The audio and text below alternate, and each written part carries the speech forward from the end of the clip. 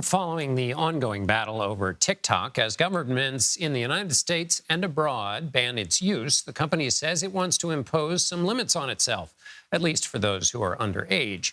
In the coming weeks, TikTok will roll out a 1 hour per day limit for all users under 18. After those 60 minutes, users will have to enter a passcode to continue scrolling. For more on this, I'm joined by Sarah Morrison. She's a senior reporter for Vox. Sarah, how's this going to work? Who gets the code?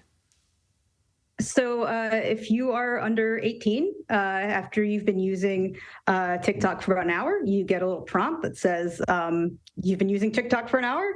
And then it's sort of, if you're under 13, your parents have to come and enter a code that lets you watch for like 30 minutes more at a time.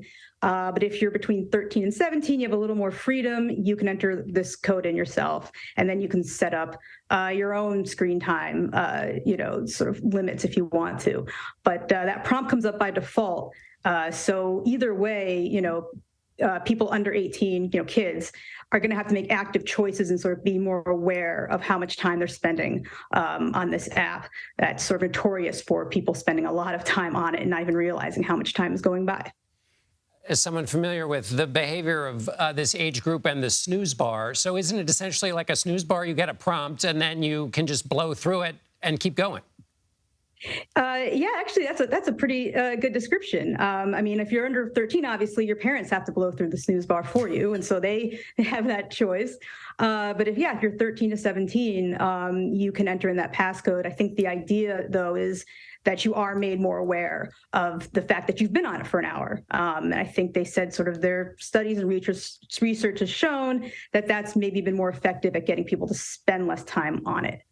That's interesting. So the argument is rather than wrestling with your parents, just self-awareness might make these users slow down. Is there a benefit for TikTok in coming up with these limits?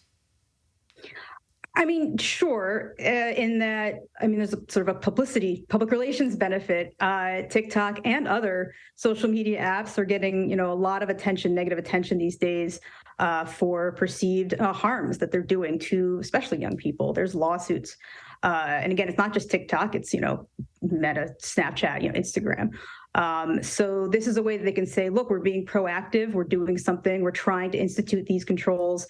There's also some sort of new things they announced with giving parents more controls for kids of all ages to sort of control or curb their screen time. So, obviously TikTok probably wants people to spend as much time as possible on the app. That's what it's for. But they can also say, for our sort of more vulnerable people, we have this and we care.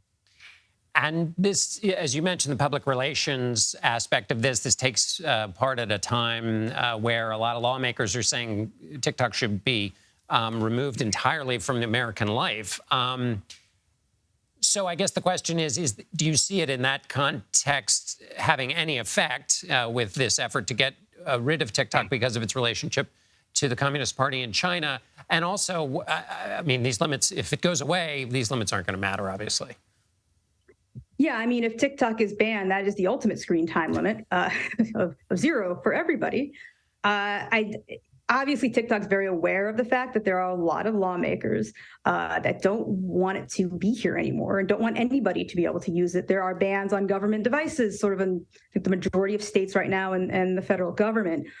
So will this help them at all? I think a lot of the lawmakers, I've heard from who've spoken about this, kind of said there's nothing that TikTok can do at this point, just about to convince them that it shouldn't be banned. But there are a couple lawmakers that say, maybe there's sort of a less severe, thing we can put in place, that can, sort of assuage our national security concerns, while still letting TikTok, operate here. So a move like this, obviously, again, shows TikTok wants to do the right thing and not be harmful to these American people. Very good. Sarah Morrison in New York City. Thanks for joining us. Thank you.